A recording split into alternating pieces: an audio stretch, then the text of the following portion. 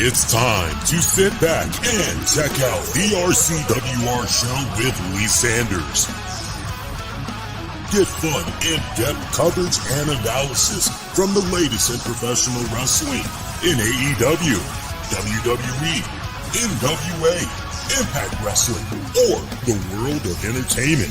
From hit TV shows to your favorite sports like the NBA or NFL.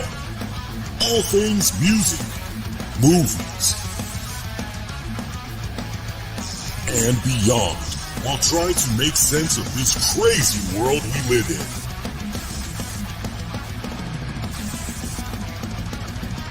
All while keeping it honest, insightful, and interactive since 2011. And now your host, live from the nation's capital of Washington, D.C., Lee Sanders.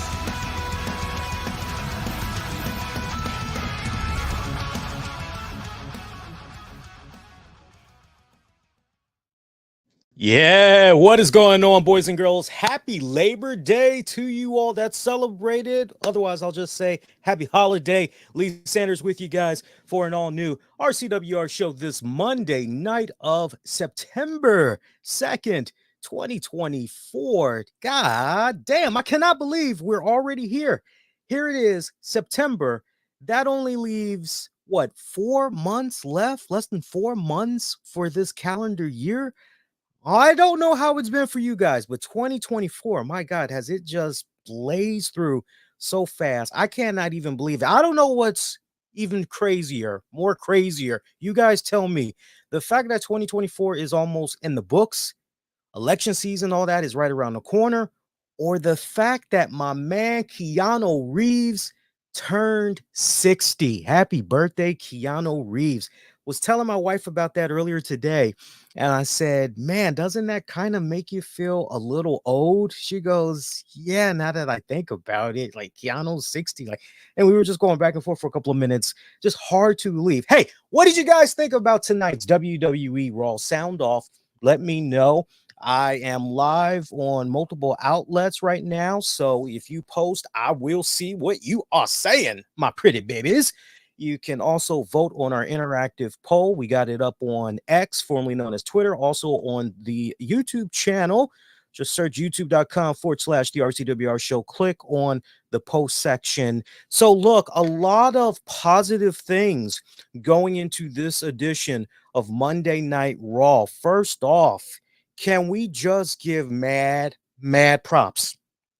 And I did my best to condition you all with a little bit of knowledge that I did know about this man off and on over the years, as I am a sports fan and everything myself. But can we give props to Joe Tessitore?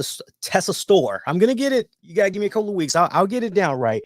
But can we give him props? Because my God, did this guy, Joe Tessitore, I said to you guys straight up some months back when it was first announced that he was going to be the new color commentator, more specifically that he was going to be the new Raw color commentator. I said to you guys, you know what? We've got nothing to worry about. This is a really great hire by WWE. I said to you guys, this gentleman, he will last much longer than some of the other Raw color commentators we've had in the past. And we don't need to go down revisionist history, but we know one lasted about 6 weeks. Another lasted about maybe 6 to 7 months, if even that. There's one more in there that, I can't even recall how long they lasted, but we have seen some changing of the guards, and Michael Cole just coming right back like Mighty Mouse. Here I come to save the day and everything. But I told you guys months back, look, Joe is going to do phenomenal. Tonight was his debut, and I got to tell you, he hit a home run. I knew he was going to be good.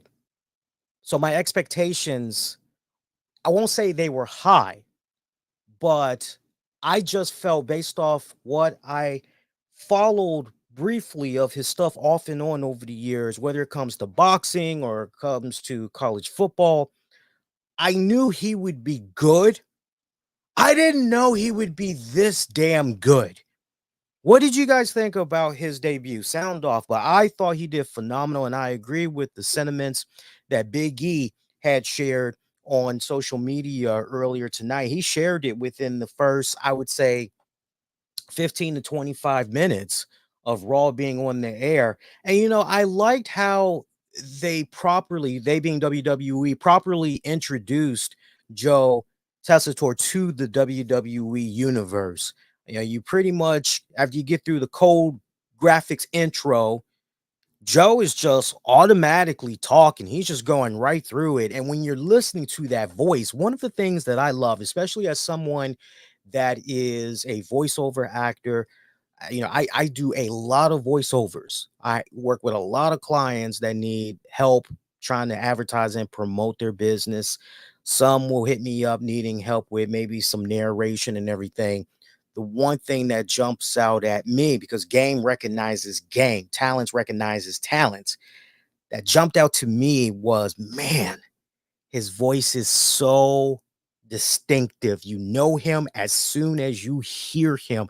Number one, that's fantastic. Number two, his voice, it is so rich. It is smooth. It has a nice deep bass to it. Oh, and so crisp as well. I'm going, I got to do that Stone Cold Steve Austin image, brother. I'm sold. I was hooked within the first 2 minutes of this guy talking, man. I loved it. But Big E, he said the following: been a fan of at Joe Tess ESPN's work in boxing and college football for decades, already enjoying his work on Raw. Same sentiments I shared, and I echoed those. I said, same here. I always felt he'd be good calling the wrestling action, but I got to say, my expectations of him have been shattered. Like, I knew he was going to be good. I just didn't know he was going to be this damn good so fast. I thought it was going to take him a little bit of time to really, you feel where I'm coming from? Because I was ready to go, he did okay tonight. A couple of things need to be worked out here and there, but overall, I'm gonna give him right now C plus, B minus. My man went into this joint and he aced the exam on the first night. He got an A. Actually, you know what? If I were to be a dick, because there was maybe two areas where he fluffed a little bit. He got Kari saying EO Sky mixed up. Look, nobody's perfect. Happens to me all the time. Matter of fact, I remember me and Jeremy over on the 401 Mania site, we were chatting it up last week, and there was something in regards to the last episode of AEW Rampage, and I could not figure out who was who involving a tag match. I don't know if it was the Outrunners or if it was somebody else, but we had a nice little chuckle about it and everything.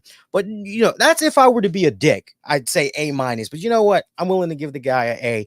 He is off to a fantastic start. I followed it up. So I read to you all that first part, but I ended it by saying he just feels so damn natural and smooth. Loving that he sounds so well prepared too. And I mean, I think many of us would definitely agree because we have heard some bad raw color commentators, have we not? We've heard some bad folks that sound like they were just, Adnan Verk, is that the guy's name? Aaron Verk. I'm thinking about him. He's the main one that, my God. How, of course, because I know somebody's going to bring it up. How does it all compare when we think about Mike Adamle? Well, look, when all things considered in retrospect, when we think about possibly the health issues that was going on with Mike Adamle, we can't also help but wonder, okay, some of those issues that was going on with him during his tenure with the WWE, were we looking at the beginnings of that illness that, honestly and ultimately crippled him? We never really will definitively know, will we? But definitely Joe Tessitore, great. I love that this edition of Monday Night Raw did not feel like, yeah, you know what? It's the holiday. Ain't gonna really miss nothing. Go spend time with the family. It's okay. Go spend time with the family. You're gonna be just fine. You ain't gonna miss nothing. Not the case whatsoever. We got some really great development, really in building up October's next PLE event, which is going to be Bad Blood. My God, look, we don't have to go in a specific order. Let's just go with the flow. All right, we'll go with the flow, but we'll cover everything. CM Punk, Drew McIntyre. I loved hearing that CM Punk. Oh, yeah, well, I got my win. I'm done with Drew McIntyre. Shake it off. Yeah, I'm done with that, dude. I want some championship go, baby. I am smiling at this notion going into tonight's show, going, no way, no how you are getting even a fart of championship gold if Drew McIntyre has anything to say about that, my man. Nah, it ain't going. And sure enough, I got to tell you, and I don't know if it's by design. We talked about this already, and we talked about this as early as last week. I don't know if this is being done by design. By the way, I see that we've got a great ton of you guys that's tuning in live. Hello to everybody, however you're checking out the stream, but we are like over 200 right now. If you all are not on the YouTube channel, do your man a huge favor and make sure you go hit the like for this very episode you're checking out right now, subscribe and all that so you don't miss out. Do some fun stuff for you guys here each and every single week. By the way, we got some unboxing and unveiling we're going to do. We're not going to even be long-winded about it or anything, but the John Cena farewell merch, I finally got it. Those of you know, I have been patiently waiting for this, right? So we got a nice unboxing that we're going to be doing later on in the show, see how it is and everything.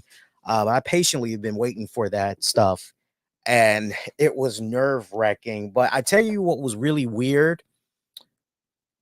When I complained about it on social media, not even 24 hours later, my shirt was processed and shipped. So I don't know if I got some friends that's trying to look out for you, man, or it was just a coincidence. I'll just say it was a coincidence, right? That's okay. I can chalk it up to a coincidence, but looking forward to reviewing that here for you guys, give you guys the verdict on whether or not that's something you all should check out and everything. But CM Punk championship? No. Not if Drew McIntyre has anything to say about that. And as I alluded to on last week's show, I don't know if it's by design, but CM Punk, oh, gee willikers, what a great time to be a wrestling fan. Everything is so good. Man, we're selling out pay-per-views left and right, or PLEs, whatever you want to call them, guys. Man, it feels so great to be back here. I love you guys. And I'm just going, like, where is the CM Punk that I have come to know and love? Where is that? I mean, great strap match. Make no mistake about it. That was a fantastic strap match. CM Punk showed he still got that dog in him. I'm looking forward to, assuming he can stay healthy, and I'm literally knocking on wood. I can't wait to see what else comes about and everything. And I believe, yes, before anybody asks, what do I think about the idea of possibly a Hell in a Cell match between CM Punk and Drew McIntyre at Bad Blood, maybe to possibly end this feud once and for all or whatever? I'm so down. If the end goal is for a Hell in a Cell, oof, sign me up, take my money. I'm down. I'm definitely down. But once again, we get the G Willikers, oh happy CM Punk coming out there, calling out Gunther. And I'm just picturing Gunther somewhere, every time I hear him talk, I am thinking about the Arnold Schwarzenegger voice, right? Because he sounds a lot like Schwarzenegger. You really think you can challenge me right now? Like, you just got only one win, right? I'm just picturing Gunther, stirring his tea, having a nice buttered croissant on the side, and he's just watching this on his phone, and he's just scoffing, like, dude, like, even Gunther's going, "You're not done with Drew McIntyre, my friend," right? And after all this, lip service that CM Punk did, nothing fulfilled my heart more and warmed me more than to see CM Punk exit the ring. Only thing that was missing was him kissing babies and putting a CM Punk for champion sticker on somebody's blouse or chest or whatever. It's the only thing that was missing because it just felt so G Willikers. Nothing warmed my heart more than seeing Drew McIntyre out of nowhere beat the holy crap out of that dude. Seriously, I never thought I'd say that. But look, CM Punk is my man. But even I am going to admit when, okay, you know what? I don't really like this current incarnation we got of Punk. Like, I'm happy he's back, but I need to see the Punk that essentially left the WWE, like right when he was getting ready to leave WWE, and just that great body of work. I need to see that version of Punk resurface. Now, to my point, I would like to believe that after what transpired tonight, what a devastating beatdown. The message was sent loud and clear. Kudos to WWE. I thought they did it effectively, which was Drew McIntyre. He has snapped. Love that. The message heard loud and clear, executed brilliantly. Not just a beatdown, but that whole bracelet, that 25-cent bracelet or less. By the way, did you guys see the funny image that's running around? A fan apparently, I don't know if maybe it was a case where it was the actual bracelet or they just had it made to the T because they knew all the parts to put together. But did you see the joint on social media where a fan had said, "Hey, look what was left kind of close by ringside that I picked up," and it was the CM Punk bracelet. And this person was trending and everything. It was hilarious. I'm going, did they actually, or are they just, kind of one of those things that make you go, right? But seeing Drew McIntyre take that bracelet, that 25-cent bracelet, break it to pieces, shove those pieces in the throat of Punk, continuing to beat the living crap out of him. Then you've got, what a great touch too, Wade Barrett being inserted into the mix. Now, I don't know about our younger, newer wrestling fans out there, WWE fans out there, but I just thought it was so symbolic that they had Wade Barrett try to intervene. Sure, he's been long-term friends there with Drew Drew McIntyre, but he also, Wade Barrett, has history with CM Punk. You go back to the Nexus days, core days, you go back to that period. So, there is a little bit of adversarial yet mutual respect. I posted an image on social media of the time when Wade Barrett was the leader of the Nexus and they had cross paths with CM Punk and everything. So, keeping all that in mind, I just couldn't help but look at that and go, how far are we going to take this in regards to Wade Barrett?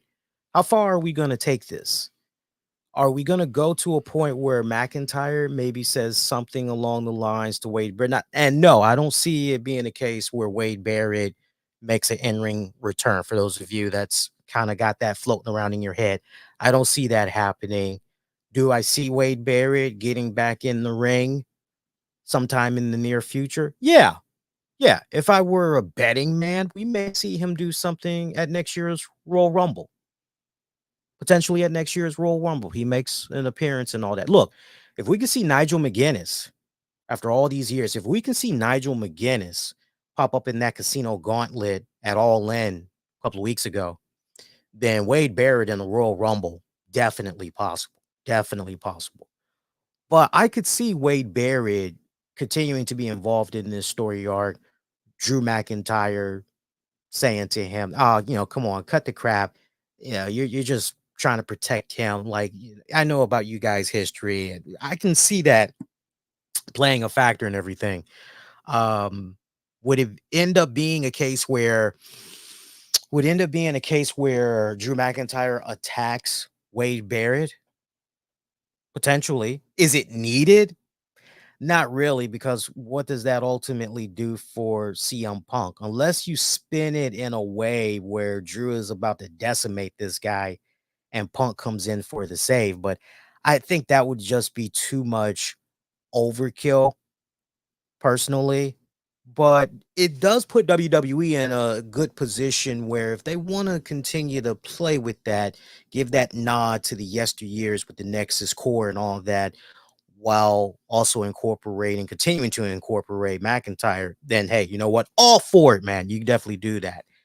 CM Punk being rolled out on a stretcher, Drew McIntyre still not done, continuing to beat the crap out of him.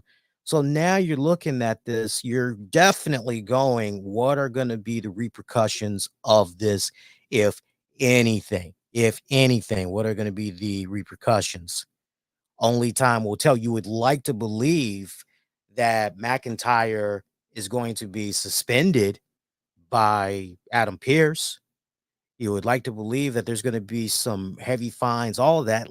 Seriously, there's no way Drew McIntyre is going to be coming out next week, standing in the middle of the ring, glowing over what he did and boosting about what he did, not without some type of ramifications. But there's got to be something in there, a heavy fine. There's got to be something in there. Because I can just picture him, Adam Pearce, that doofus Adam Pearce can hit me with all the fines they want. Nothing was more orgasmic than however he's got to spin it. But you get the point. You get the point. But I love where this is going. Obviously, some of the fans looking at this tonight going, you know what? Can we see somebody come to somebody's house already and really take it to that next level? Some people are thinking about Triple H when he was looking for Randy Orton and everything. I think we are going to get to that point because we've yet to see that CM Punk, that touch of evil. Like, you don't know who you're messing with. This guy can be truly a evil, vindictive son of a bitch. So I think once we see that CM Punk that we all are very familiar with resurface, then it's really going to be cooking. And I think at this point, that's definitely the CM Punk that we're going to need going into this Hell in a Cell to really help take this feud to that next level, especially if we're almost at the end game and everything. All right. So a little something to think about. We had the new women's tag team champions, Jade Cargill and Bianca Belair, in the house. They were scouting a number one contenders match between Damage Control's Io Sky and Kari Sane, taking on Alba Fire and Isla Dawn. By the way, shout out to my gamers out there. Did you guys see the new entrance for Jade Cargill? You know, she's part of that upcoming DLC pack for WWE 2K24. It's going to be releasing 2 days early. Originally, it was supposed to be dropping on September 20th. Now it's going to be dropping on September 18th. Gotta tell you, her entrance looks really badass. They got her down perfectly. From my God, I thought I was watching a actual, you hear this saying all the time, but in this case, it really is true. I thought I was watching something from one of the TV shows, the actual TV shows. I mean, they captured her beautifully, beautifully, 100% accurate. The only thing, if I had to push back a little bit, I was looking at the hair. I'm going, man, so at the time that we're rendering and all that, this is the hair that we're going with. We're not going with the trademark traditional hair that we've been accustomed to. We're going with this hair. It's the very extremely short hair. When you guys look up the footage, you'll see what I'm talking about. But make sure you mark that down on your calendars. Remember, for that DLC pack, you also get Carlito. It's a global pack. I'll have to, maybe before the end of the show, if not before the end of the show, definitely next week, because I mean the content's not coming out till September 18th. I'll definitely give you guys a reminder, let you know what all is included in that one. I have a feeling more people are going to be interested in that DLC than the Pat McAfee DLC. You guys are crazy with that one. But yeah, we saw the women tag team champions. They were in the house looking at this match, trying to figure out who they're going to be defending their tag titles against. They will be facing Isla Dawn and Alba Fire. They were your winners for that match. A little bit of a mediocre match to a certain degree. I'm not gonna say it was can't miss. It wasn't anything that spectacular. But I'll tell you this, and I am looking forward to seeing the rematch with these girls. I thought coming from the Bash in Berlin pay-per-view, which by the way, shout out to everybody that had checked out our Bash in Berlin post show. That was great. I know there's a decent amount of you guys that represented. You checked out the stream online. But really, once it was available for on demand and audio downloads, you guys had represented. So I appreciate you guys big time. Thank you for that. I liked their match at Bash in Berlin. All four of those girls. I thought it was pretty good, to the point. Remember, I like I normally do with the pay-per-views, I go uh most favorite match, least favorite match.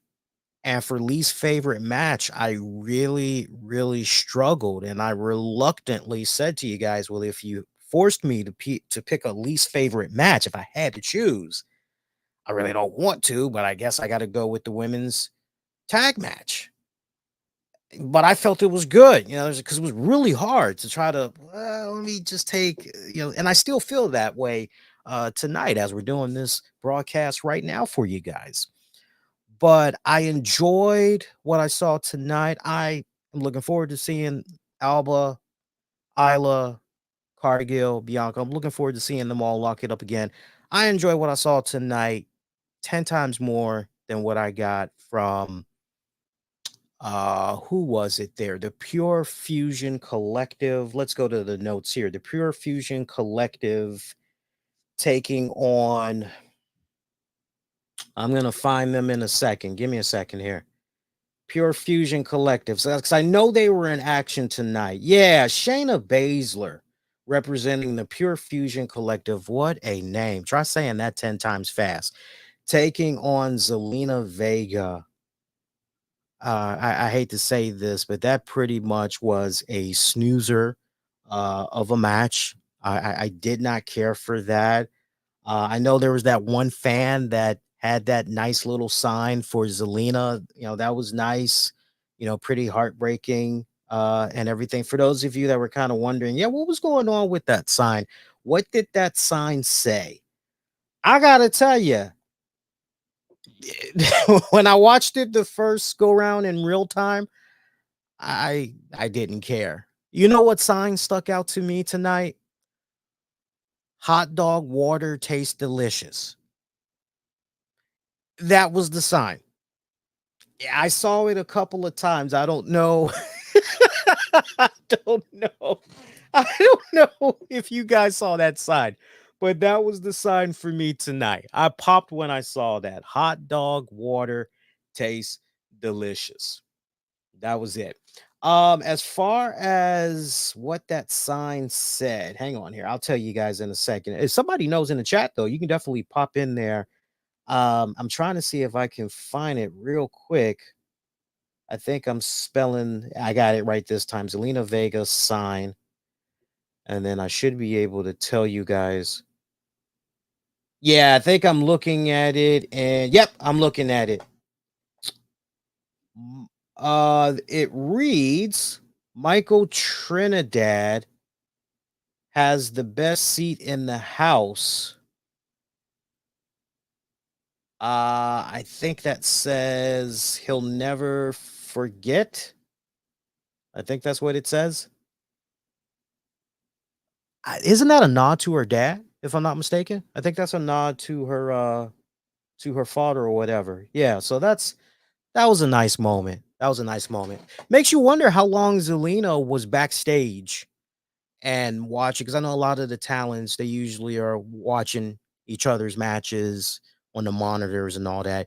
Makes you wonder how long she was watching. Did she spot it instantly, or was maybe somebody, one of her colleagues, hey, there's a fan that has, or there's a relative or a friend of the family that has, right? So, as we all know, her dad, part of 9/11 and everything. I still think about that mess up that went down under the Vince McMahon regime some years back. Y'all know exactly what I'm talking about. And for whatever respected reason, they had her off a couple of episodes of SmackDown. And like when it counted the most, you're like, wait a minute, you didn't think to include Zelina Vega on this episode, all things considered, like what the hell?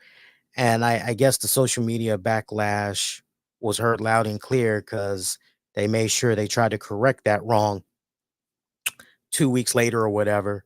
And, even then it was still, and y'all still kind of did Zelina dirty and all that. But that to the side, that was nice and everything. Yes, it definitely tugs at the heartstrings, all that, without a doubt. Now, that to the side, let's talk about the in-ring action. The in-ring action between Shayna Baszler and Zelina Vega. Look, I appreciate them trying to do the whole numbers game on Zelina, trying to pull that whole, oh, you got to feel sympathetic for this baby face here because look at what's going on.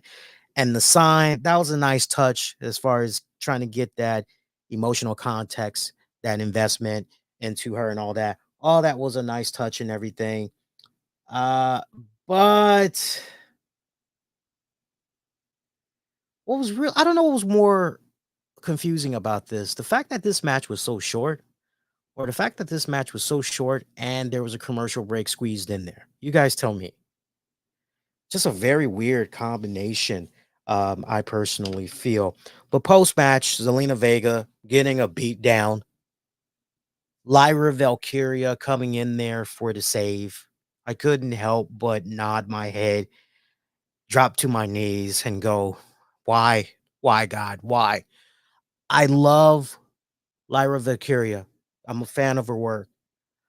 It's just, man, okay, WWE, I meet you halfway. I'll meet you halfway. You had her off television for a couple of weeks.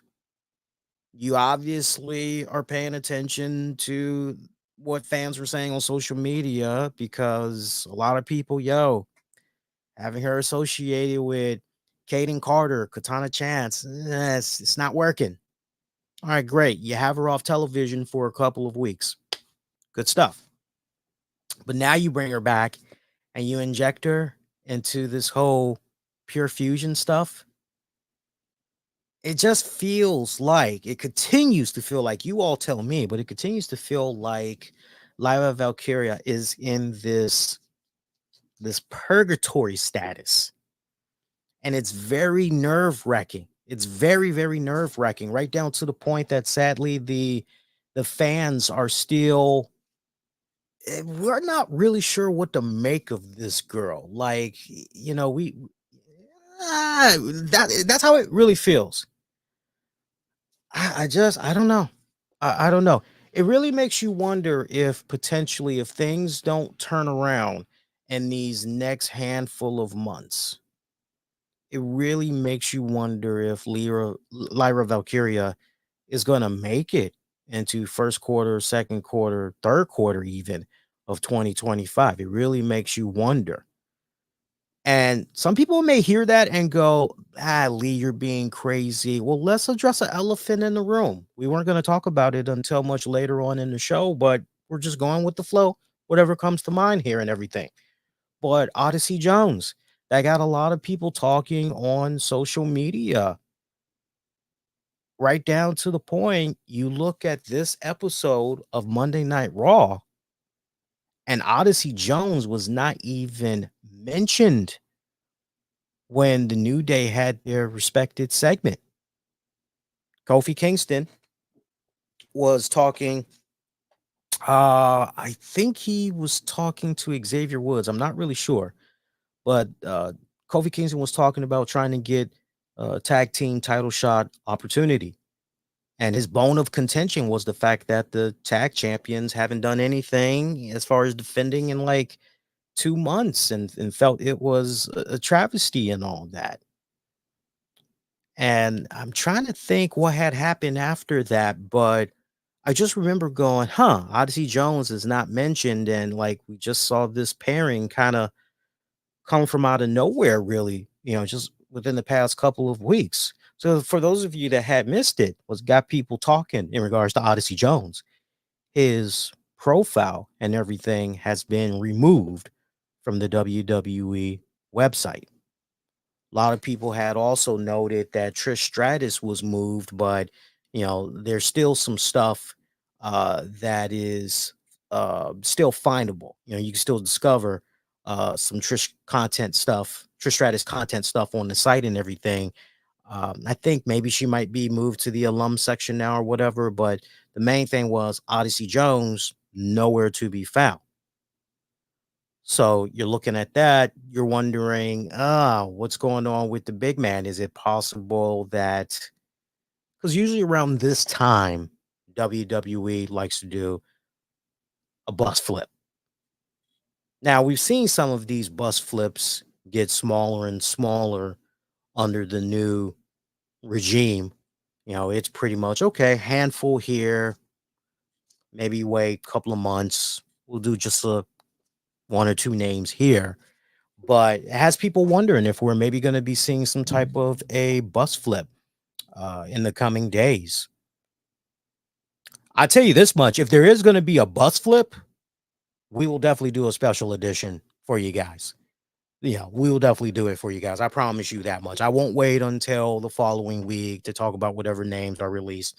I will definitely, if it's a nice big volume, I will definitely come on and hook you guys up, give you guys my reactions and everything. So that's what's going on there from that front. Some other action on tonight's show: Alpha Academy taking on American Made. That was a 6-man woman tag team matchup.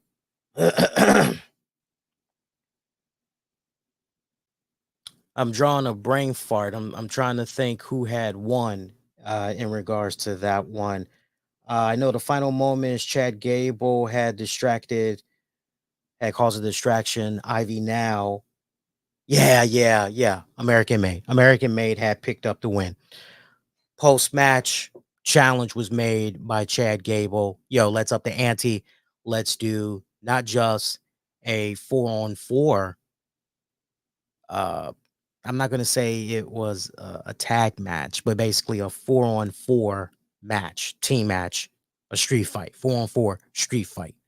So Chad Gable's going to be getting his hands dirty this go round, and he issued that challenge to the Wyatt Six because he's pretty much getting sick and tired of them, of which Uncle Howdy came out pretty much accepting the challenge.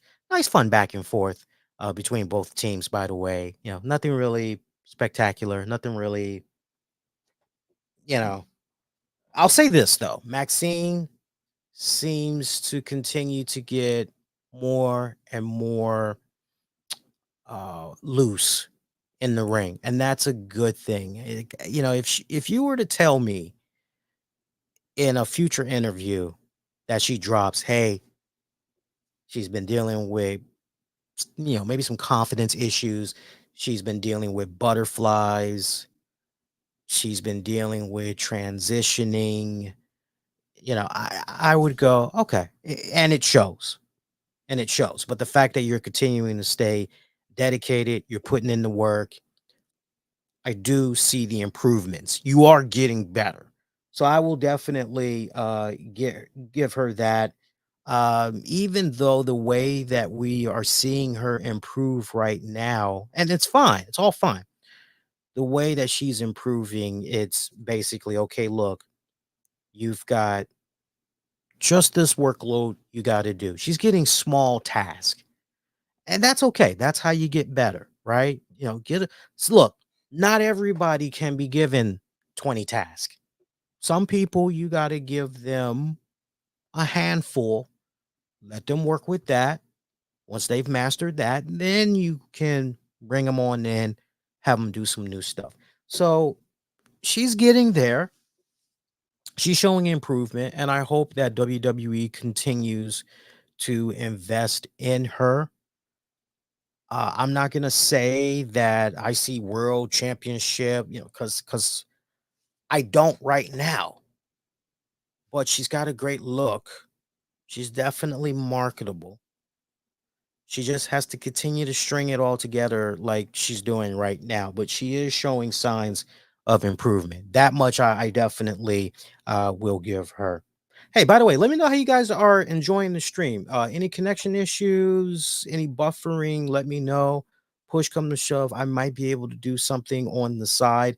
I'm doing a new configuration here, and it's been working pretty good, all things considered.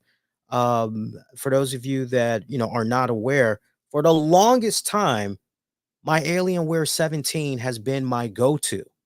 And sadly, it is now on the fritz. It's because it had drunk a big old gulp of water a couple of years back. And I think now I'm starting to pay for it. So I have switched everything over to my MacBook because I know the MacBook, it's pretty powerful piece of technology and everything, right? So it's one of the newer MacBooks that came out within the past 4 years, give or take, maybe a little less than that. So we're doing a new configuration. I know wifey had helped me out. Hey, the stream looks good. Shout out to our longtime uh, fan of the show, Edward. Edward saying it's all great. Okay, good. Yeah, right on cue. Edward saying it's great. I appreciate you, Edward. Thank you, buddy.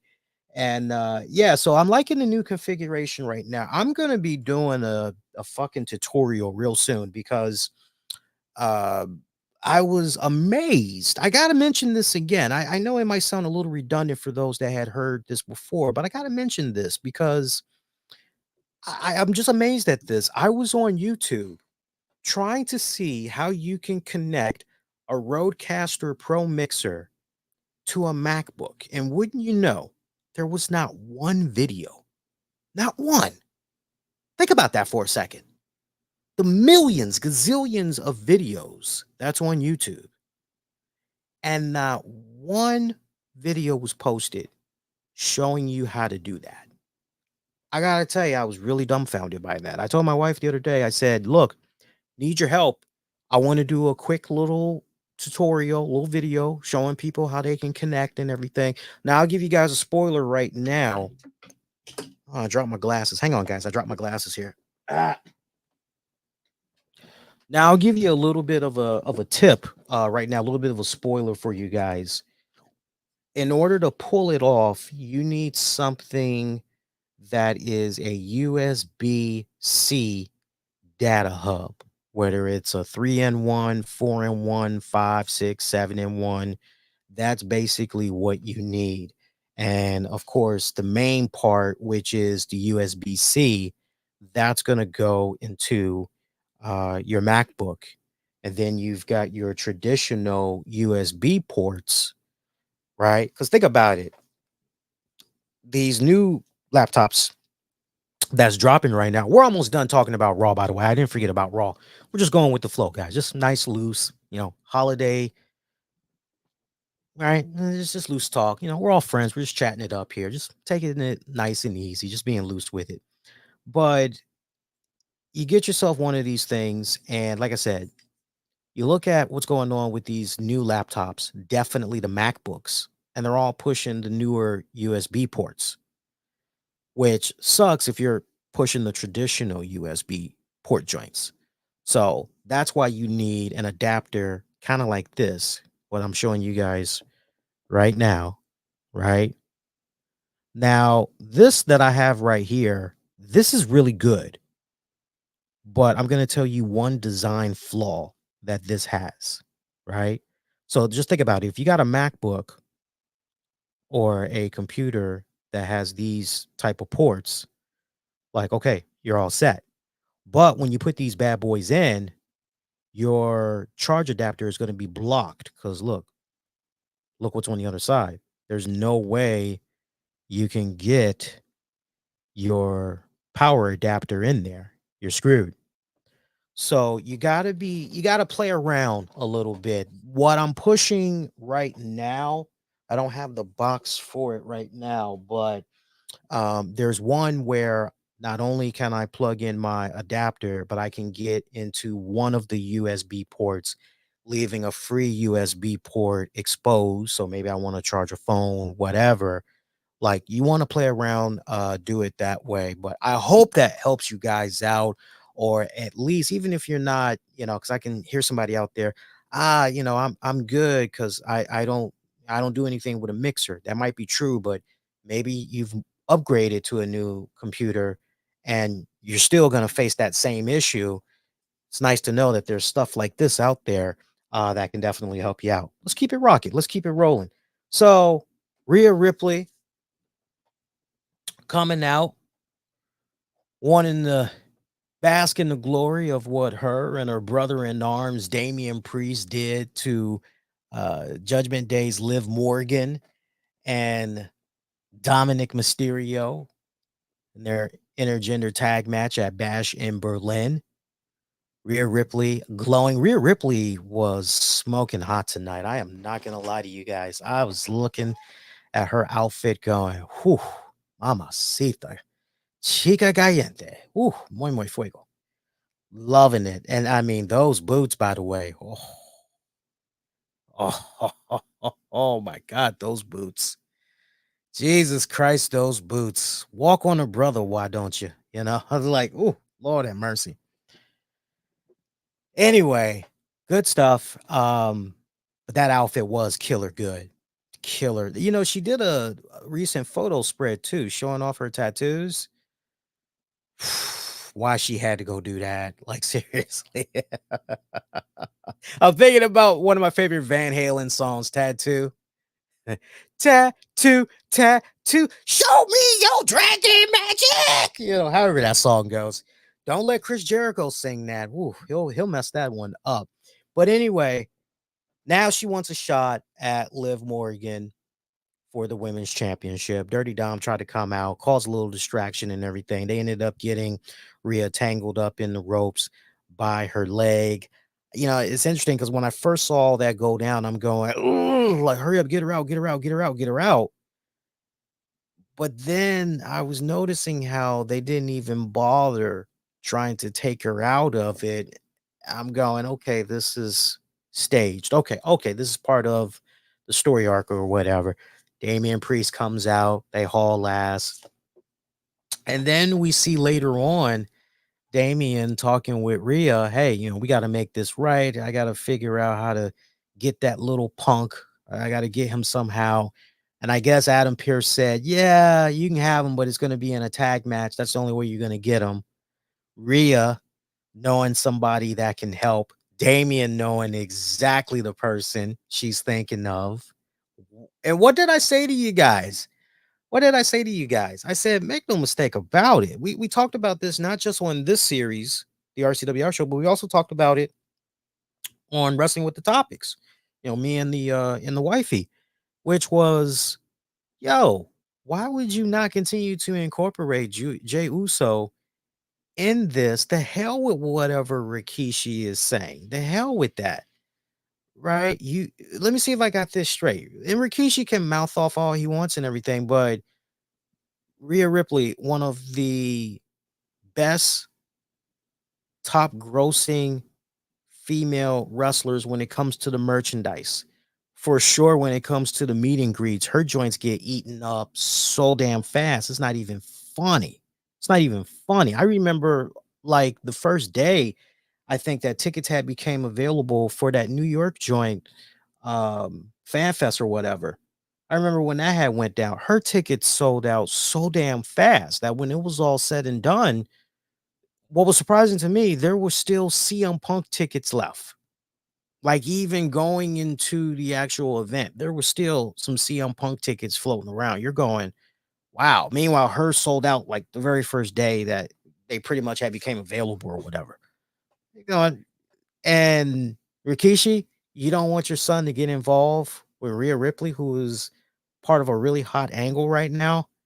And like what me and Tams had talked about on Wrestling with the Topics, okay, if Rikishi knows something that maybe we don't know, because he's seen his fair share of infidelity and all that, well, the best thing he can do is just talk to Jay, really smarten him up, wise him up, but at the same time, and I never did touch this with Tams, but I've seen so much of Buddy Murphy and Rhea Ripley, the content that's out there of them together and all that. Man, that shit's on lockdown. That shit is on lockdown. My whole thing is, man, Kishi ain't got nothing to worry about. Buddy ain't got nothing to worry about. Buddy Murphy ain't got nothing to worry about. Rhea's on lockdown. They ain't going nowhere. I see they are very much in love with one another. I can tell they definitely trust one another. I don't see no shenanigans going on. So my whole thing was, Rikishi, just kick back, enjoy the ride. Your boy doing good. So I'm happy to see that whatever the creative in WWE, were thinking, that they've eventually come back to Jey Uso and his incorporation with Rhea Ripley, assuming they never took their foot off the pedal to begin with. But as I keep reminding people, make no mistake about it, Jay's going to eventually, and I said it on Topics and the other shows weeks back, make no mistake about it, we're eventually going to get to that whole bloodline civil war. Jay definitely going to be a part of that.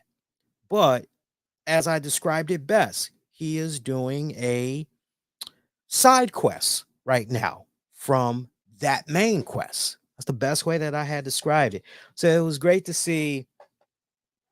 It was great to see Rhea call in that favor, and Jey Uso's like, "Yeah, I'm down. I'll definitely help out. Let's do this." So that pretty much had set us up for our main event match of the night, which had saw Judgment Day taking on Damian Priest, Jey Uso, non-title joint, picking up the victory. Did Damian Priest and Jey Uso clicked very well too. I gotta say, this most likely is going to set up a tag team title match for next week or possibly at Bad Blood, which I'm definitely down for. Always good seeing Damian Priest getting his hands on the Judgment Day. Um, I'm not where I'm having a little bit of a challenge right now creatively from WWE is, where exactly are they going to go here with Jey Uso's incorporation? And where I'm a little bit concerned is this going to be a good thing for Damian Priest and Rhea Ripley having Jey Uso incorporated, or is it going to be a bad thing? Is it potentially going to be a bad thing because Jey Uso, Jey Uso. I'm thinking about, I don't know how many of you guys watch the TV series. Um, oh my God, I'm drawing a blank on the name right now. That's what happens when your favorite shows go on the summer break and they don't come back for handful of months, or they're not coming back for another year. I am trying to Oh, BMF. There we go. I don't know how many of you guys are familiar with the Stars hit series BMF, but it reminds me of Jey Uso. That is, he reminds me of the father on that show. His name is Charles.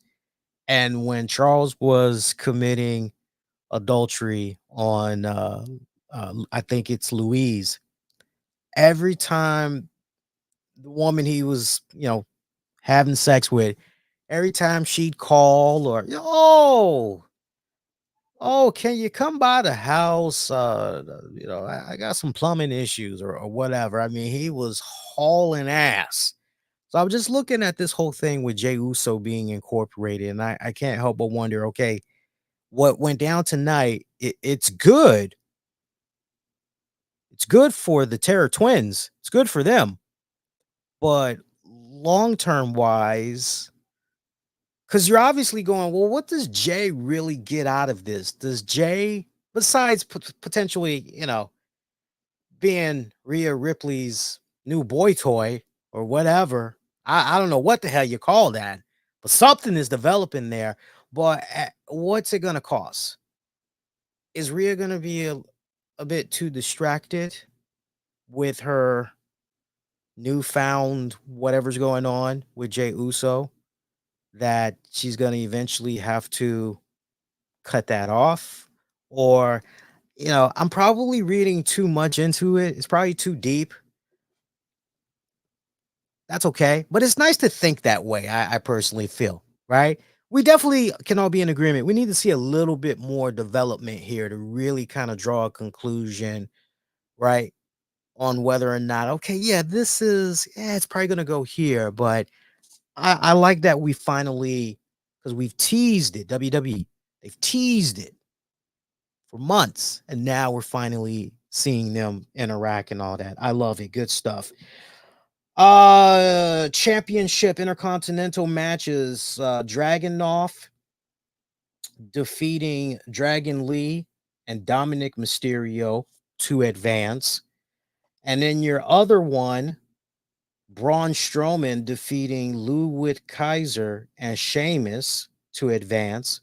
So if you guys are keeping track at home, our fatal four-way for next week to figure out who's going to be the new number one contender for the IC champion Braun Breaker, we're going to be seeing Dragunov versus Jimmy Uso versus actually correction. We're going to see Jimmy Uso versus Pete Dunne versus Braun Strowman versus Dragunov. You got it?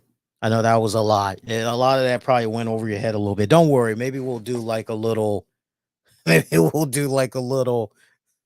epilogue joining the episode description, kind of help you guys out. Or better yet, you know what? You guys can just pause and rewind that.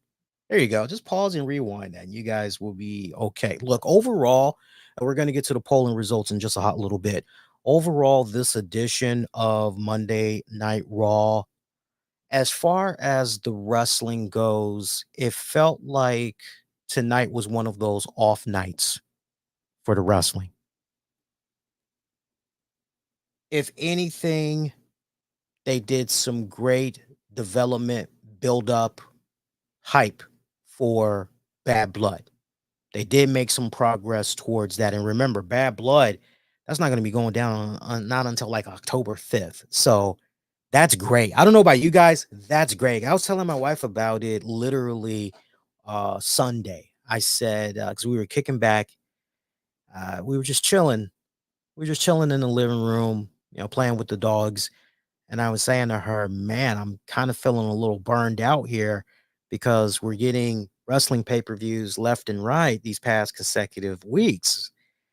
And she goes, yeah, I've been noticing you've been doing more shows. What's going on? And I was telling her, and I said, luckily, we get a break after this, at least from WWE's. Like after this, get a month to just chill, which is great, right? Better build up all that good stuff because this whole all right, another pay-per-view in 2 weeks, another pay-per-view in less than 3 weeks. It's like, wait, time out. Let's just chill. Let's just rest a little bit. But nice setups that they did here. Tessitore, again, fantastic for his first night. What I like about Tessitore above everybody else is the fact that Tessitore really came into this well prepared. You could tell this guy definitely studied. He did not bullshit around. Whereas the other guys, you just kind of felt like, and look, I recognize good game when I see it. I heard him calling a couple of moves. I heard him calling a couple of moves. And I like the fact that when he wasn't quite sure about something, rather than just go in blind and just bomb it, I love how he deferred to Wade Barrett. And Wade Barrett did a really good job, you know, didn't overpower Tessitore in any way, didn't embarrass him. If anything, was helping enhance, I personally felt. He would at times feed him certain things, and Tessitore right on cue, on top of it. He did really good. He did really good. It's interesting because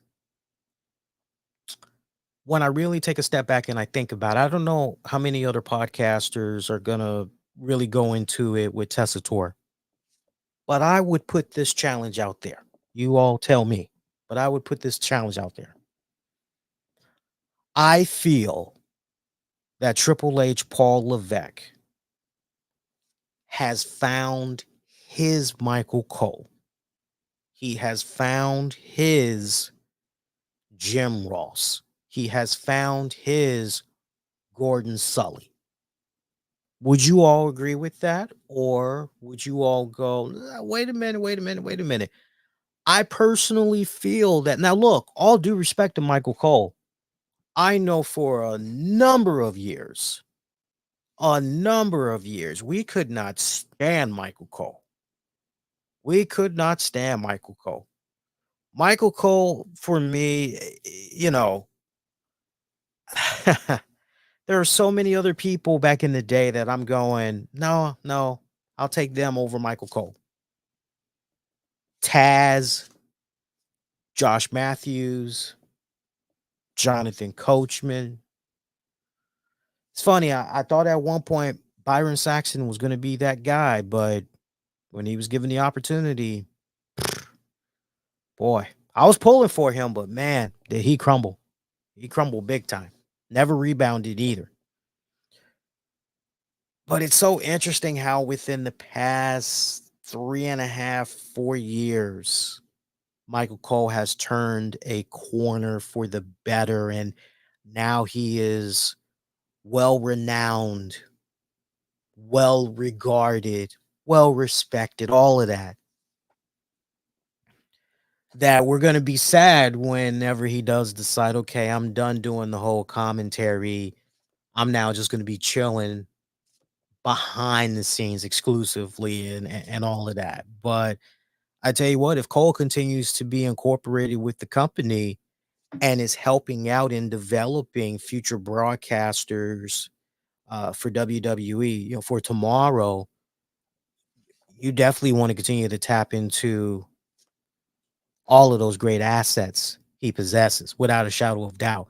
But I don't know, it just feels like to me with this hiring and just understanding the maximum potential that is there, that is definitely there. It just needs more time to develop. I just feel as though Triple H Paul Levesque has his guy for the next decade. I don't know. What is Tessitore? He's how old is Tessitore? 50, 51? So I mean, yeah, for the next decade, they do it right. He's definitely got his next guy for the next decade. All things go well. Have to wait and see. He does not feel like, oh, you know what? This is a baseball guy or this is a golf guy. Like, no, send him over. Like, it doesn't feel like that. He feels like a very experienced color commentator.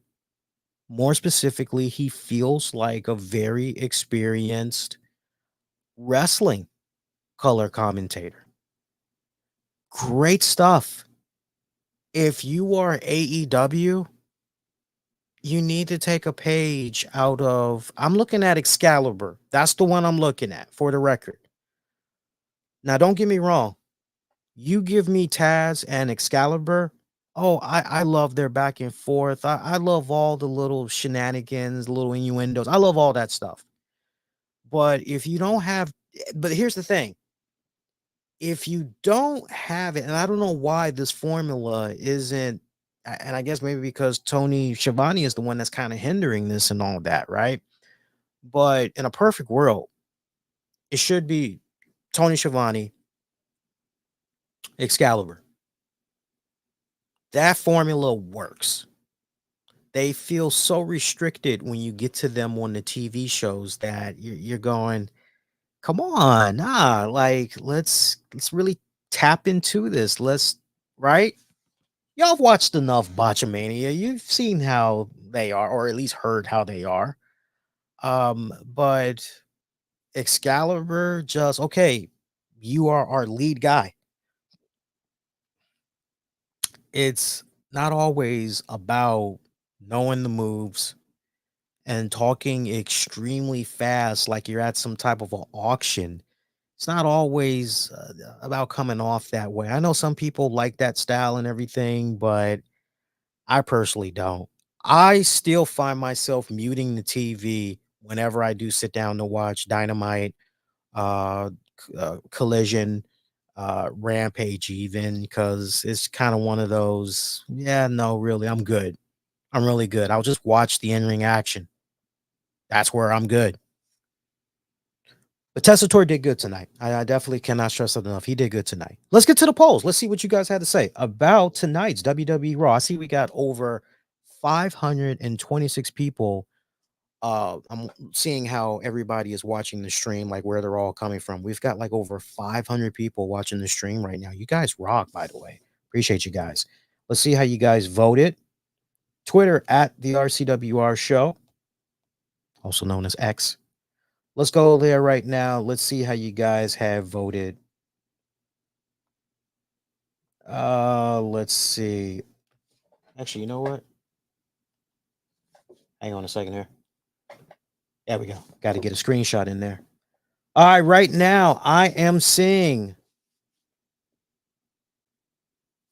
4% of you said tonight's Raw was a below average show. Meanwhile, 17% of you said it was a terrible show. 33% of you said it was an average show, and coming in slightly as the top dog right now, 46% of you are saying it was an awesome show. Appreciate you guys that voted via X/Twitter. Let's go to YouTube now, youtube.com/the RCWR Show. Click on the post section. I managed to get this out at least 30 minutes before Raw went off the air. So we should have a good general idea, a better idea of YouTube, what's going on here. Or not. 50-50. 50-50 right now. Half of you are saying average show, and half of you are saying awesome show. So you can continue to vote. It's all good. It's all good. It's all fine. All day, all night. By the way, shout out to Wade Barrett, who I don't know how he must have been thinking about that all day. My man had to be thinking about that all day because somehow he managed to reference Mr. Loverman by Shabba Ranks. Shout out if you remember your R&B reggae songs from back in the day. Mr. Loverman, Shabba. Mr. Loverman, Shabba. Mr. Loverman, Shabba. Look it up. Look it up on YouTube. Some funny stuff. You'll be laughing your ass off. And I promise you, if you've never heard the song or you've never seen a music video before, when you look it up, you're gonna be going, Lee, this was actually a hit back in the day. What the hell? What was going on back then, dude? Like, how was this a hit? I promise you. Hey, let's get to some unveilings, right? Let's take a quick little sidebar and let's do some unveilings, and then we will get to some more wrestling headlines, some entertainment headlines as well. Yeah, let's go ahead and let's do that. So I'm gonna put my tablet down to the side here. And as I had said to you guys earlier, especially for those of you that's just now tuning in, we got some John Cena merch that finally came. This is basically his farewell tour merch, at least the first wave of it. So we're going to go on ahead directly from WWE. Oh, we'll get to that later. I don't want to see that right now. We'll get to that later. Actually, you know what? Let's go ahead. It doesn't have to be in a specific order. Let's just go ahead. Go ahead. We'll get into this. All right. So mine's came in 3 sets. Which I thought was really weird. I don't know how it was for you guys, but mine's came in 3 sets. So 3 separate packages. First came the shirt, and then the hat and wristbands and all that. Those came separately. I'm trying to think. Those came, the sweatbands and the hat, those came just a couple of days apart from one another. So look, this is how they hook you up. That's how they hook you up. Put it in front of the camera here really good for you guys. And I was just thinking to myself, I really don't need to open this. Yeah, I really don't need to open this. I can hear somebody going, Lee, will you be wearing these? I don't think so. No, I don't think so. I was telling my wife, I say, you know what would be cool is if I could take all of what I'm showing you guys here, put it in a nice frame. Now, keep your fingers crossed. Let's hope this is the John Cena, the last time is now shirt, because I have other shirts that are still in packaging that I have not gotten to yet. So I don't know what the hell. Right. So I'm assuming this is the John Cena shirt. If it's not the John Cena shirt, that's going to really suck. But now I was telling my wife, I said, no, what I'm picturing is I take all of this, I incorporate it with a really cool 8x10 or maybe a 16x20 picture of Cena. And maybe we can somehow, get that autograph. And I would basically have all that nice and framed. And she was like, oh, are you thinking Michaels? As far as doing something really special? She was like, are you thinking Michaels? I said, yeah, definitely Michaels. Okay, so I got me an XL. And I'm actually going to open the shirt. I don't mind opening the shirt. I'm going to open the shirt and show it to you guys here. All right, so here we go. Here is the shirt. Get a good look at that. The quality is banging. Let me see how close I can get this for you guys here. There we go. That is badass. Farewell tour. That is really badass. And I gotta tell you, of all the shirts, this has to be the best. I've owned a lot of WWE shirts in the past, but this has to be one of the coolest shirts as far as look. We've got all these different things that's on the shoulders, that's on the front, that's on the back, and everything is unique and in its own way. Look at this side, to my point. Look at this side of the sleeve here. You gotta never give up. So that's cool. And then you even got something on the back. Now, and the quality feels extremely, extremely good. Yeah, this is the back. It's basically a door. It's pretty badass.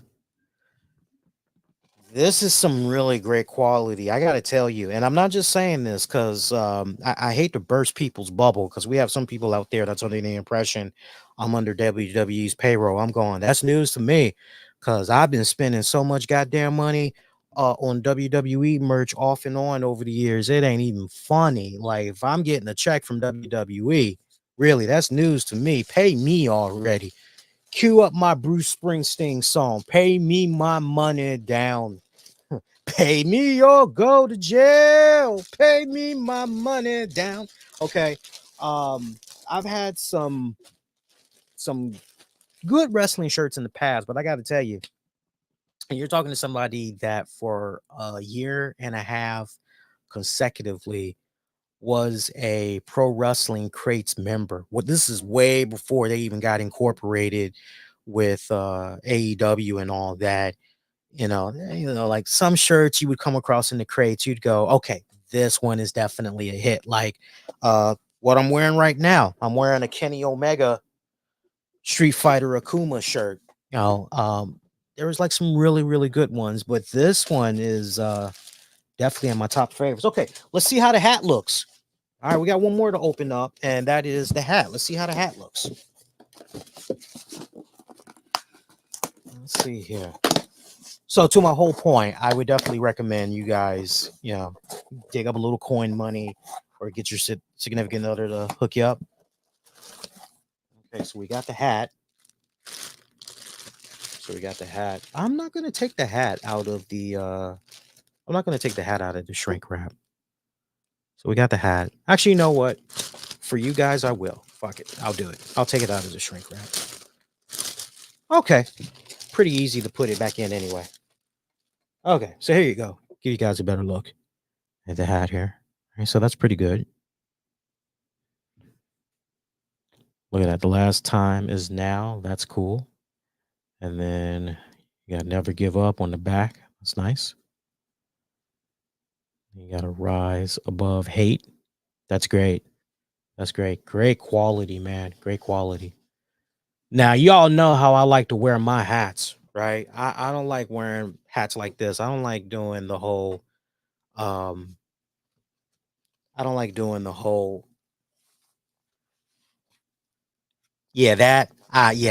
man can't do that. I can't do that.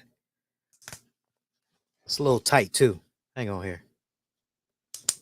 See, these days when I wear, that feels a little better. These days when I do my hats, I kind of like doing stuff like that. I like flattening it out and then kind of wearing it on the side. I like doing that with my hats. But it's good stuff. I like it. It's good stuff. So yeah, I would recommend you guys go ahead. Yeah, it gets a pass from me. I give it a thumbs up. I definitely recommend you guys go out of your way and check it out. Good stuff. All right, so let's get into some wrestling and entertainment headlines here. Not really too much since last week I was on the air with you guys. Not too much was going on. Look, NXT, they did their No Mercy pay-per-view event, their premium live event. I thought it was pretty good. I polled you guys wanting to know, what did you all think? I watched it. What did you all think about NXT No Mercy? Let's go to the Twitter polls here and see how you guys have voted. I am seeing, of the four options we gave you, 3% of you felt that it was a below average show. Meanwhile, 29% of you felt it was an average show. 68% of you said it was an awesome show. Appreciate you guys that voted that way. Meanwhile, on YouTube, let's see how you guys voted via YouTube. Very interesting here. Almost like night and day. Very interesting here. Tie at 19%. Half of you felt that it was a below average show, while the other half of you felt it was an average show. Did you catch that? Half of you felt that it was a below average show at 19%, and the other half of you, which was also 19%, felt that it was a average show. Meanwhile, 25% of you said it was an awesome show, while coming in with the lead right now, 38% of you said it was a terrible show. To my whole point, and I got to respond to this comment, even though I did officially, when I saw this about a day ago, Cheapness 5481 said this via YouTube in regards to the poll. People will act in bad faith regarding AEW shows, but somehow praise this slop? Question mark, question mark, question mark. And as I had told Cheapness, I'll read it to you word for word. Now, you know what? You can take that nonsense elsewhere, because our show model since 2011 has been keeping it honest, insightful, and interactive, to the point that the majority of fans who voted on this past week's AEW W Dynamite poll, about 40% of the audience liked Dynamite, while there were ties and the lower numbers, while there were ties in the lower numbers elsewhere. And in regards to AEW All In, almost 65% of our listeners said they enjoyed the pay-per-view event. We give constructive criticism and praise when it's due. Doesn't matter if it's WWE, TNA, AEW, or New Japan Pro Wrestling. And praise, what poll are you looking at? At the time I'm reading this, which was almost 24 hours ago, majority who voted didn't like this pay-per-view, being NXT No Mercy. And it's a close race so far. Still kind of close, almost 24 hours later. Now, if you're talking about what you're reading online outside of this place, people are entitled to their feelings. So, unlike Elon Musk, we don't adjust, we don't do no finagling with the numbers and all of that good stuff. So you just heard the YouTube community is feeling one way about NXT No Mercy. Meanwhile, our formerly known as Twitter community is going in a polar opposite direction. Look, I watched NXT.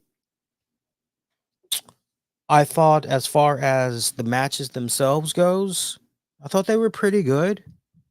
Um, I really felt as though everybody on that NXT roster brought their best A game. I want to look at the card because I want to really re-jog my memory here. Gulia making her WWE debut off the chains. That was tight. I love that. That Roxanne Perez, man, she is a wanted woman. She is a wanted woman. I mean, you're just looking at all the upcoming challengers for her championship. By the way, shout out to my girl Jada Parker. Jada Parker freaking delivered. She freaking delivered. She's got a bright career ahead of her as a wrestler. She does. Very talented, easy on the eyes, but comes off like a mega badass at the same time. Of all the matches that was on this card, I gotta say, I enjoyed that match the most. Ethan Page defeating Joe Henry by pinfall for the NXT championship. Look, let's be real. I don't think anybody doubted for 1 second that the NXT championship was in jeopardy.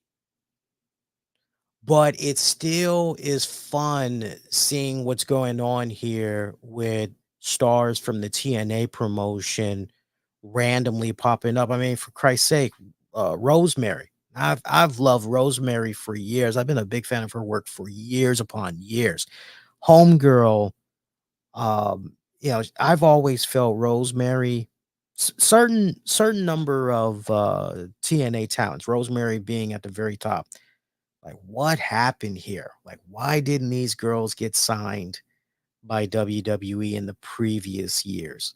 Like realistically, like it couldn't have been because of one man, could it? I would like to believe that, but then again, you never know. You never know. But I know she popped up recently. Matter of fact, I think on last week's NXT and everything. I like the idea of you just never know who's going to be coming by NXT. It's like, because you don't know if you're going to get somebody from TNA. Hell, somebody from OVW could pop up. My God, somebody from CZW could pop up. Somebody from freaking GCW could just randomly appear. Look, I know they settle things, but wouldn't be a too far-fetched idea. Somebody from MLW could maybe pop up. You just never really know who the hell is going to pop up in NXT. And it creates this great buzz, I personally feel, of look, you gotta watch because you just never know who's going to appear. It's interesting because I remember so many years ago, particularly when I was working in security. It was one of my last rodeos in security, and the staff from management on down to the fellow guards that I worked with the exception of maybe I would say like 5 people because they were much older, right? They were much older, and they weren't into the wrestling, but they all loved their wrestling. And man, if somebody brought up wrestling, look, let me tell you something. I remember when I had put because the podcast and all that we've been doing for years, it's actually under a LLC. It's actually under a company and all that, right? So I to the point I'm sitting down each year, I'm actually doing taxes. Believe it or not, I'm actually doing taxes. So it ain't no joke. It ain't no joke when you don't pay that note, right? You know what I'm saying? But I remember when we went through the whole hiring process, they were looking at my resume and they were like, also it says on here you do a podcast that you have this production company and can you tell us a little bit about that? And I told them a little bit about that. And so they were happy to be bringing on board somebody that, is a big wrestling fan. And I think that was like one of the main selling points, besides having a really cool personality and all that other stuff. Just the fact that I was big into the wrestling, I think that won them over big time. But anyway, I remember whenever we would talk wrestling way back then, and I think this was about almost God, it feels like maybe 7, 8 years ago, 7 to 8 years ago. Whenever NXT was brought up, I would say, "Oh, did you watch NXT?" Because, oh no, I don't watch that. Well, why? Why not? The action is fun. Watching to mention the names. It's like, yeah, no, that does nothing for me. My point, we've come a long way from, oh, there's no reason for me to watch that show. There's no connection to Raw or SmackDown. There's no storyline continuity from Raw or SmackDown that bleeds into that. There's no reason for me to the point to watch that. So why should I care? We've come a long way from that to, okay, now, dude, you got to watch because you just don't know who's going to pop up.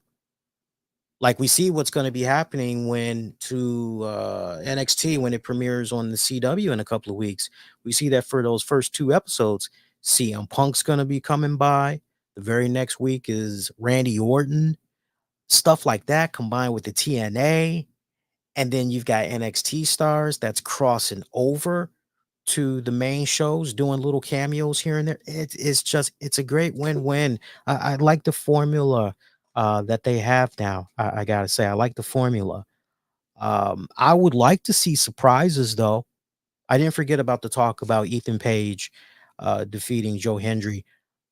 Look, I would like to see some surprises because that would create even more of an incentive to, oh my God, Joe Hendry won the NXT North American Championship. What the hell does this mean for NXT going forward?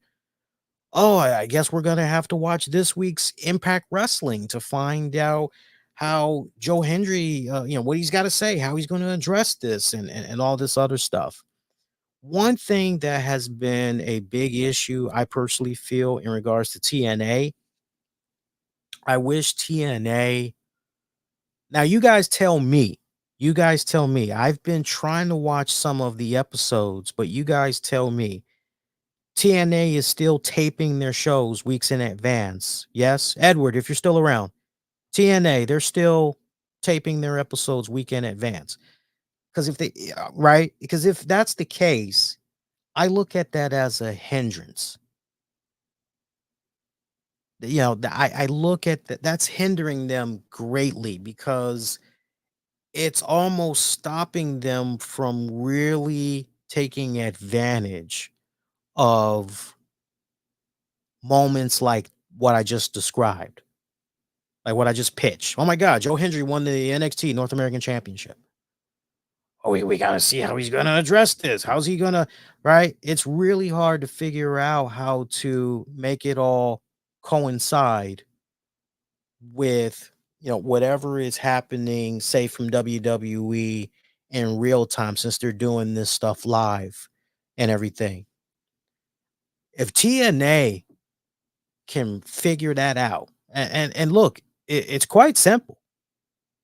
Edward is saying yes. TNA. Okay, so TNA is still taping their stuff weeks in advance. That's hurting them. The way that they need to counter it for the TNA brand, they need to start having their talents. So I'm gonna give you an example. It ain't long with it. I'm gonna give you an example. Let's go back to that NXT North American Championship. Oh my God, Joe Hendry won the NXT North American Championship. What does this mean for the future of that belt? What does this mean for NXT? What does it mean for TNA? Okay, we're not going to know what's going to happen on the Impact Wrestling side of things for a couple of weeks, right? Okay, have Joe Hendry utilize the hell out of social media. If TNA is not doing it already, they need to utilize the hell out of social media to make it be as real time as possible.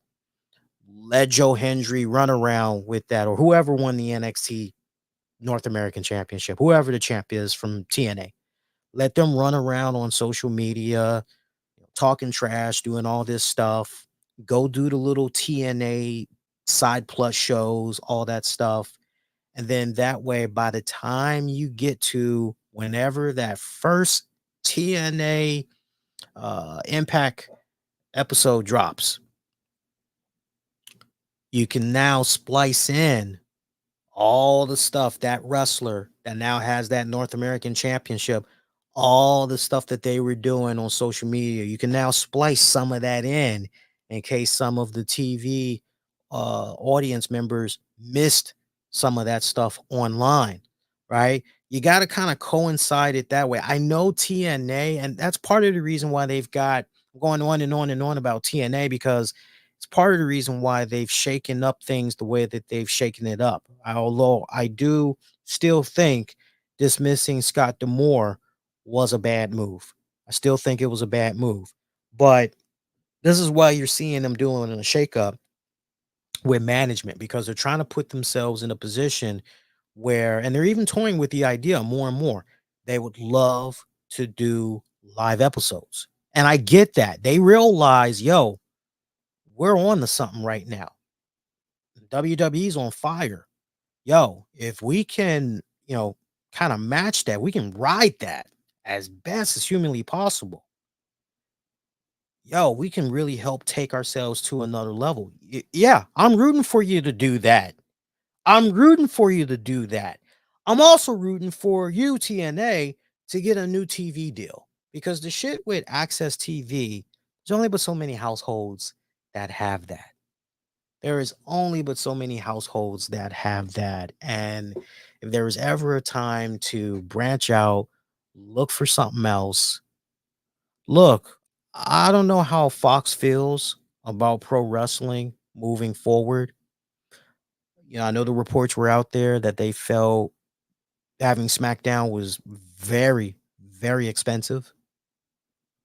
I'm just saying, I don't know if TNA is kind of beneath them, right? I don't know if it's beneath them, but you would just like to believe that in 2024, all these wrestling promotions, look, if WOW Women of Wrestling, which is averaging, last I had checked, and I asked the good people over at WrestleNomics if they could provide an update on their ratings, but last I saw from fourth quarter of last year, they were averaging about 293,000 viewers. So think about that for a second. This is a series that's in syndication. Wild Women of Wrestling in syndication. And they're averaging 293,000 viewers. And poor TNA. they're lucky if they can crack 100 to 125,000.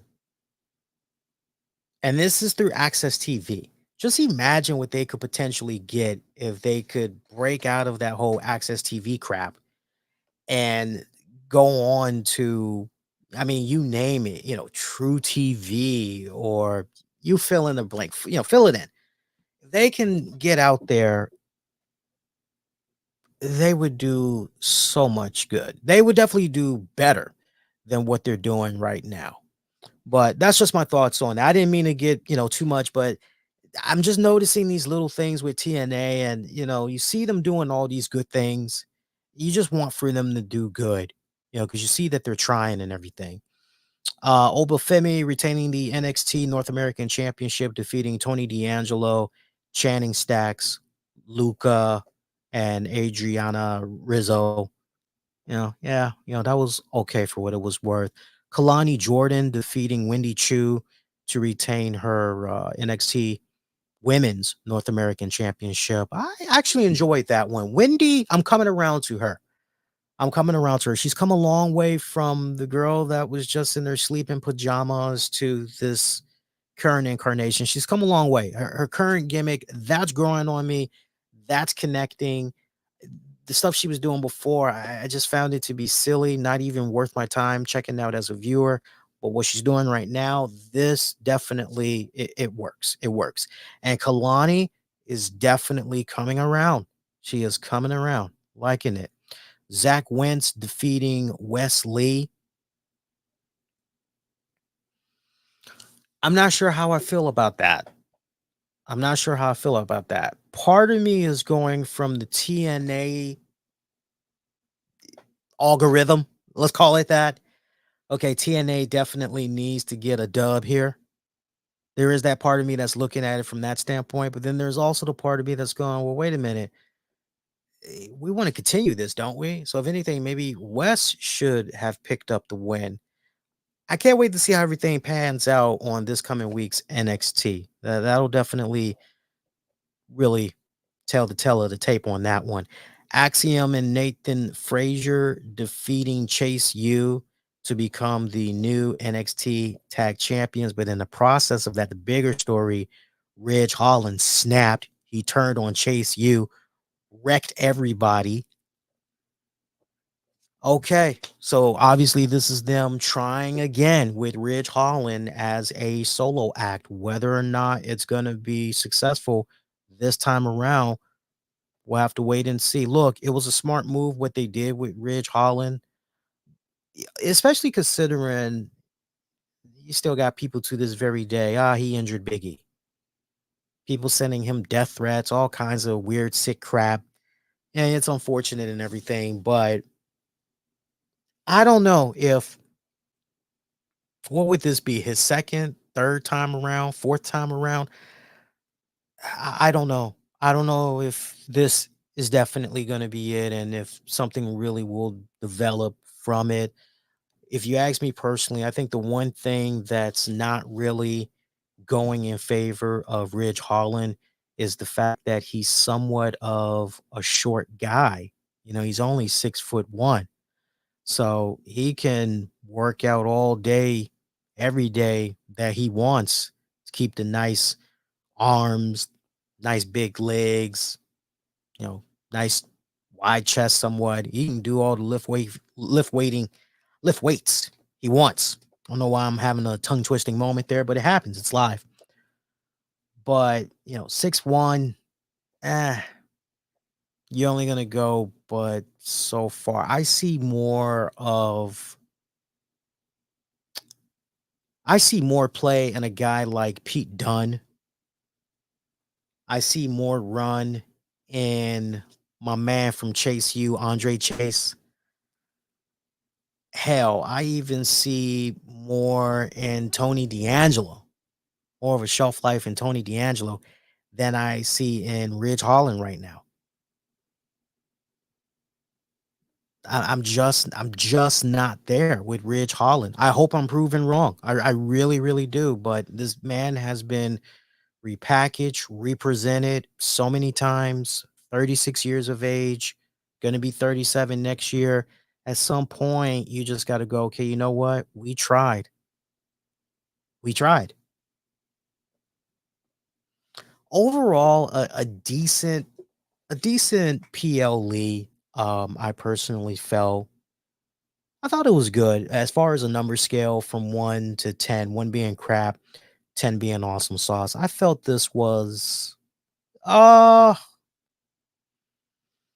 a 7. I can't go higher. I can't go any lower. So I'd be willing to give this event a C plus.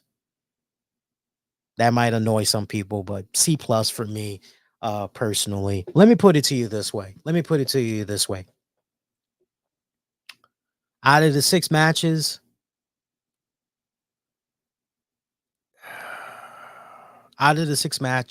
Roxanne Perez, Jada Parker, love that match. Kalani Jordan, Wendy Chu, that was my second favorite. My third favorite, I gotta go with the singles match for the North American Championship. I'm almost willing to give an honorable mention to Zachary Wentz and Wesley, but you know, really stick around for that. You really don't need to watch anything else, really. That's just me personally. But yeah, I can't go higher. I can't go any lower. So thoughts on NXT No Mercy. Solid event. Solid event. All right. Get into some more stuff here on the show. Did you guys hear about Rocksteady? Rocksteady is making the news, and boy, it breaks your heart to hear. So apparently, in regards to the Rocksteady guys, remember they put out that video game Suicide Squad. My God, what's it been now? 6, 7 months or whatever. And it looks as though, according to a lot of reports that's out there, layoffs are happening as a result of that game flopping big time. Very freaking sad to hear. And what's really crazy about this, you would think that in regards to the department that was maybe responsible for this video game flopping, like it would just affect that respected apartment. But yeah, no. So the underperformance of Suicide Squad killed the Justice League, which is basically a multiplayer action shooter game developed by Rocksteady. It caused the publisher Warner Brothers to suffer a loss of $200 million and even consider leaving the game business. Despite fans being promised 1 year of support, the $70 live service game, the future of the game in the studio, it's not looking good. According to Eurogamer sources, the developer has started to lay off staff members. The QA department lost over half of its employees, decreasing from 33 to 15 in the past month. As a result, the rest of the team will undertake more work. Rocksteady's management also acknowledged the cutoff would impact product quality. The job cuts at Rocksteady affect not only junior members, but also some staff members who have been working at Rocksteady for longer than 5 years. An employee was even let go during their paternity leave. Now, you're supposed to be protected by law. So I don't really know. I would have to get a lawyer. Yeah, I would imagine that, this woman is looking into her legal action and all that. But Jesus Christ. Apparently, not long after the game was launched, game insider Miller Ross revealed that season 5, which is slated for launch in 2025, might be the final season of the game. By that time, the game would have received the promised 1 year after launch support. But then it's kind of one of those, well, what's going to happen after that? Nobody knows. This is almost right up there within certain reason, but to my knowledge, nothing happened. But this is almost right up there with the Avengers game. Do y'all remember that? There was the infamous Square Enix Avengers game. I remember when we all first saw the graphics for that, we all were very hyped. We felt that, yo, this is very promising.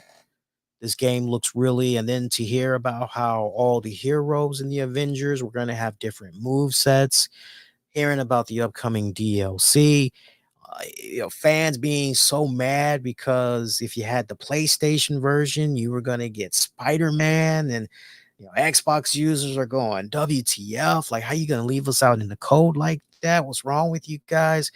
They're just all of this. And then when the game finally dropped, as if the stuff in beta didn't cause concerns, when the game officially dropped, that's when the reviews were just coming in, and it was not good whatsoever. I remember watching YouTube content creators that were so stoked for that game. They dedicated entire YouTube channels to talking all things Square Enix Avengers. And I watched all of those channels dwindle and fade away. No bull. Just dwindle and fade away. I watch content creators go, I'm done playing this game. This is what's wrong. This is what's wrong. Tony Bing Gaming, to the point, I remember for the longest time, we used to promote Tony Bing Gaming, great YouTube channel and all that. He used to promote all things Square Enix Avengers. Eventually, he decided, he was going to be done. And he did a video explaining the reason why. You guys could go check it out and all that. But the sentiments that he shared in that video, the same for all the content creators that eventually dropped out on that video game. It breaks my heart to hear that, because this is definitely right up there with Telltale Games. Remember, Telltale Games, God, they were behind that great Batman joint. Remember the Batman game by Telltale? That was fantastic. I mean, they were putting out games like that. They were also behind Walking Dead. And you don't like hearing stuff like this. You don't. But money needs to be recouped somehow. Right? The money needs to be recouped somehow. Quality, not quantity. I've been saying that for years. Quantity versus quality. Correction. Quality versus quantity wins every day of the week. I've been saying that for years now. Besides that, hopefully everybody rebounds though. Hopefully everything will be on the up and up good for them. Congratulations are in order to wrestler Killer Kelly. My heart is broken to see that she is going to be a mom. So we can still have our nice little fantasies and all that, right? We can, right? She's going to be a hot looking MILF, right? Myth, mom, I'd like to, I don't know, farm. I don't know. But no, seriously, shout out to wrestler Killer Kelly. She took to social media to announce that she's pregnant, and we are not the father, y'all. No, shout out to her. Shout out to Myron Reed. You also know him if you know your wrestling. They're going to be welcoming a little bundle of joy very, very soon. Very happy to hear. Also, what else? I think what else we got on the docket for tonight's show.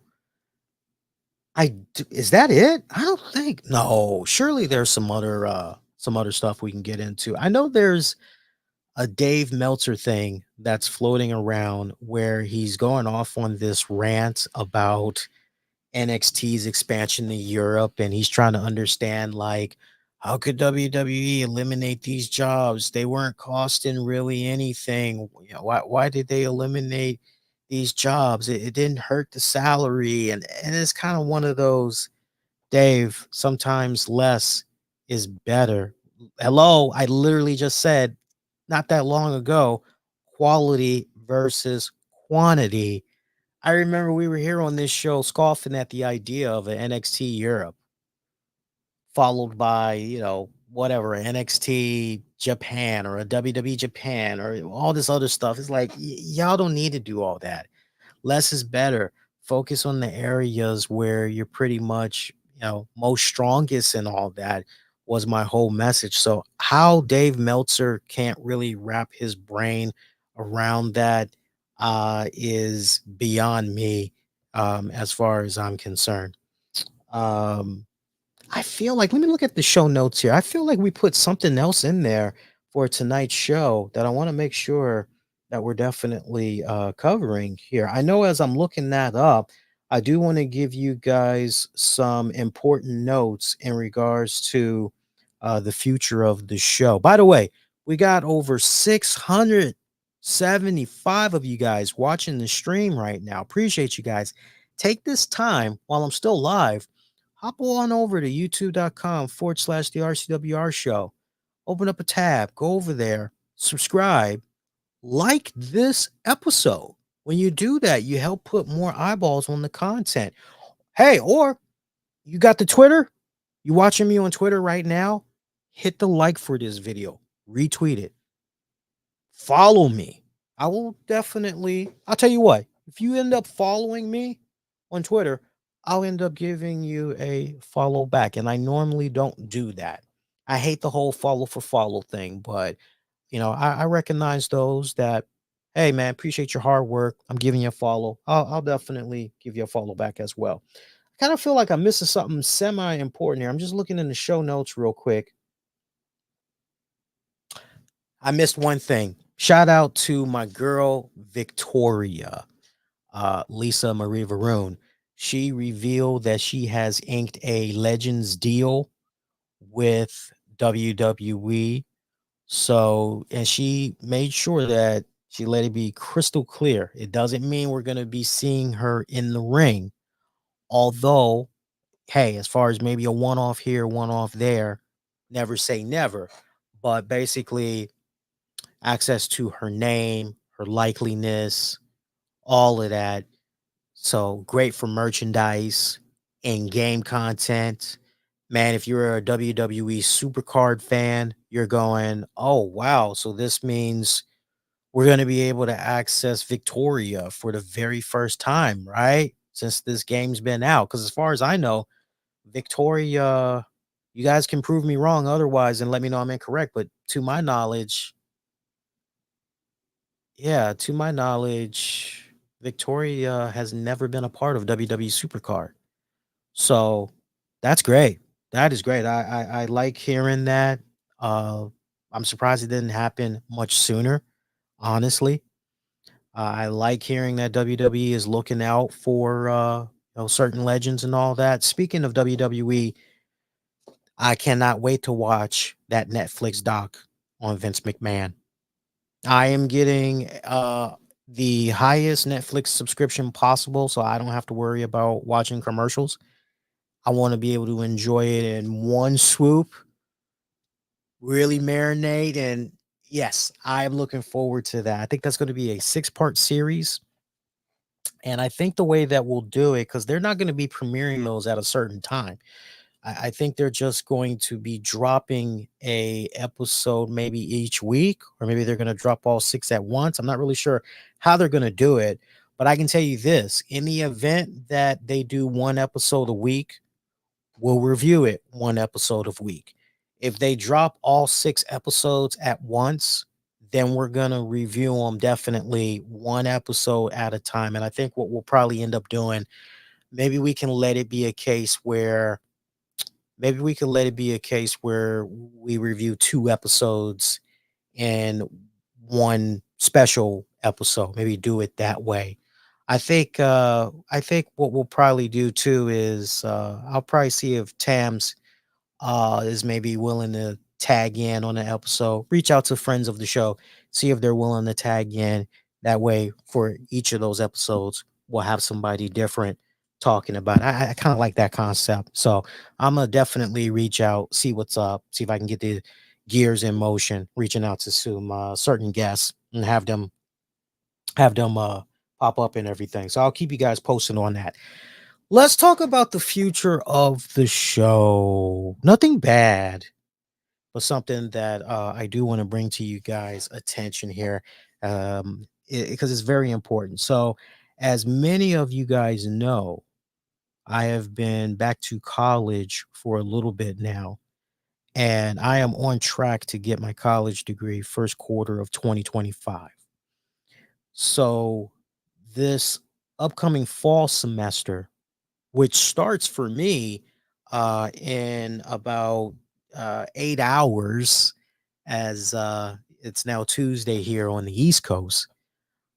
This is going to be my busiest semester yet. I am looking at about 20 credit hours worth of courses. So when you really break that down, I'm pretty much going to be doing classes every day with the exception of Sunday. And some of my classes, I'm either doing something remotely twice a week, or I'm going on campus a couple of times a week. So, it just really depends on the day, really. So, I was talking about it with the family, and what we're gonna do is I've been making it kind of a thing where we've been doing Wednesday shows spontaneously here and there, but to make sure that none of the other shows suffer, I'm not going to do Wednesday shows, at least for this semester. So, what does that mean exactly? As far as the Monday shows goes, you guys are good. You guys are going to continue to get the Monday shows. They will continue to come to you after Raw goes off the air. Maybe at the very latest, we come on at like 15 minutes past 11.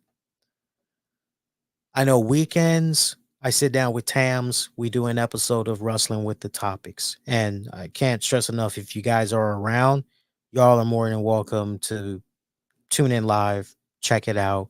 Or we be cutting it up, having a lot of fun on there. That episode will still come at you on the weekends. The way it's kind of looking right now, we usually do those episodes together Sundays, the way it's looking. Um, so everything will still be the same. We just aren't going to be doing the Wednesday shows. I think the only time I'm going to be doing something in between is if it's breaking news, maybe a major death, a major bus flip. That's like the only way I can see myself doing something in between. So unless something like that goes down, that's the formula we're going to be sticking to. I just know one thing. I appreciate you all's patience, love y'all support and everything. Keep it coming. But that's how we're going to be rolling. Just bear with me for this next little bit. The semester for me ends mid to no, mid December. Kind of cuts off right before Christmas. The semester ends basically. So once it's done, then we'll definitely reevaluate, see what's going on, all that good stuff. So definitely on the Monday shows, what that'll mean is we'll definitely be talking more TNA, kind of like what you just heard here. By the way, I loved seeing JBL pop up at random wrestling events. I mean, he popped up at TNA Emergence.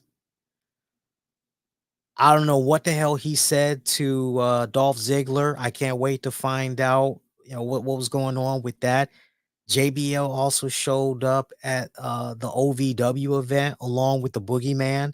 Keep in mind, JBL didn't he show up in GCW as well? Like, I mean, JBL is just everywhere right now, just clotheslining the hell out of motherfuckers. I'm loving it, man. Seriously, I am loving it.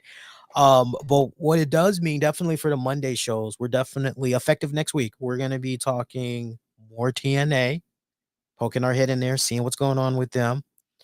We're definitely going to be talking more AEW as well, which, by the way, Brian Danielson announcing from last week's Dynamite that he's going to continue to defend that championship, that newly acquired AEW World Heavyweight Championship, until he loses it, then he pretty much will no longer be a full-time wrestler. By the way, that ending to Dynamite.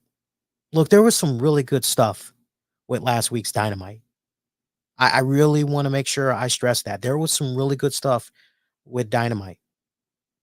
What do I say on this show? I will give praise where praise needs to be given, and I will criticize where it's warranted. Dynamite was good last week, but my God, man, we end the show on a wet fart. We end the show with Jack Perry coming out. And look, you can tell me Jack Perry is going to face Danielson on the episode of Dynamite. He's going to face him right before all out. You can spin it however, or no, he's going to take him on that Grand Slam. You can spin it to me however you want to spin it to me. Oh, he's going to take him on one of the TV shows. You can spin it however you want to spin it. I didn't like that. Don't take my word for it either. The majority of fans, even AEW fans, were looking at that going, not really sure that was a good move on Tony Khan and them's part. Like Jack Perry, he has no business being in that realm right now. Like, no. I did not like, yeah, that was just really, really, I laughed when I saw this. I looked in shock and then I laughed and then I immediately turned off the TV. I didn't even care to see what else was going to happen after that. I just, yeah, I'm good. Very, very bad. Very bad. But a really good edition of Dynamite that they did last week. And we got All Out. That's going to be happening this weekend. I will definitely be doing a post show for All Out, by the way. I will definitely be doing that. And the way the card is looking right now for All Out, I'll offer match predictions later this week.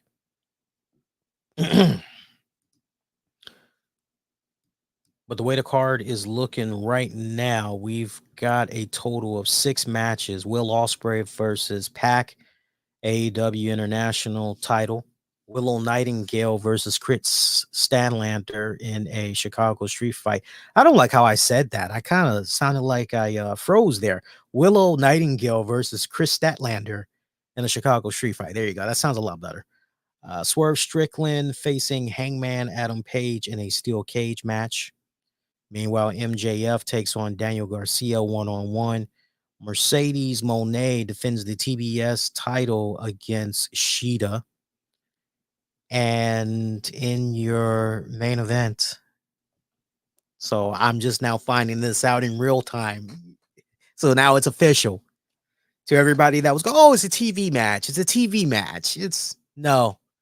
At All Out, the main event match is going to be Bryan Danielson taking on Jack Perry for the AEW World title. No Christian Cage, huh? Okay. Yeah.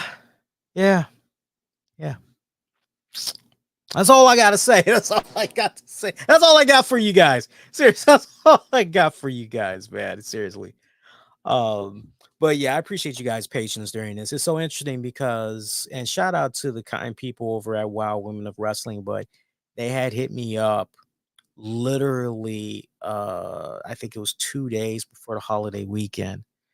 And they're going, oh, we've got our upcoming season the weekend of September 14th.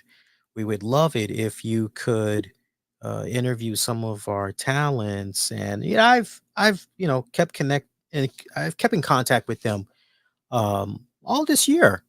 But I also have said to them, look, I've got college and I'm so sorry, but I'm really not available. And I felt so bad, but I really had to be firm and give it to them right between the eyes with my latest exchange with them. And I said, look, I appreciate you guys reaching out. Appreciate y'all keeping me in the loop.